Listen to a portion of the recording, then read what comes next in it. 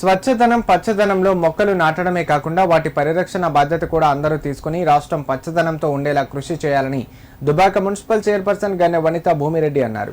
సిద్దిపేట జిల్లా దుబాక మున్సిపల్ పరిధిలోని లచ్చపేట మోడల్ స్కూల్లో CDMA joint director Narayanarao, municipal commissioner Ramesh Babu, పాఠశాల ప్రిన్సిపల్ సుప్రియ కౌన్సిలర్లతో కలిసి మొక్కలు నాటారు.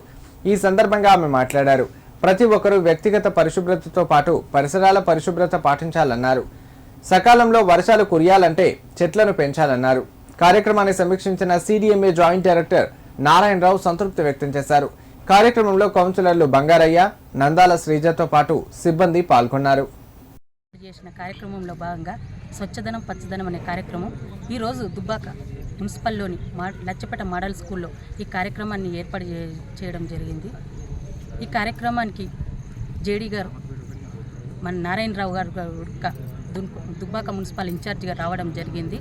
అందులో భాగంగా ఈరోజు గౌరవ కౌన్సిలర్ కూడా ఈ కార్యక్రమాన్ని విజయవంతం చేయడం జరిగింది.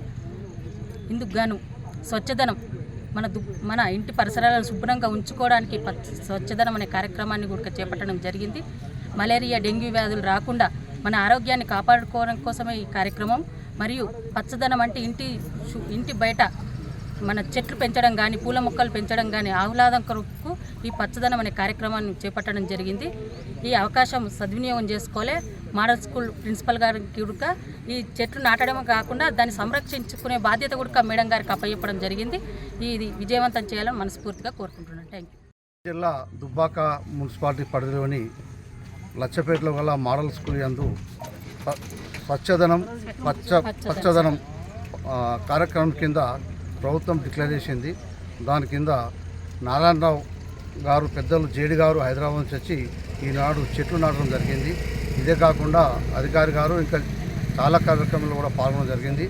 మరి ఈ చెట్ల ద్వారా ఆక్సిజన్ వస్తుంది కాబట్టి ప్రతి ఒక్కరూ ఈ కార్యక్రమం విజయవంతం చేయాలని చెప్పని పేరున కోరుచున్నాను.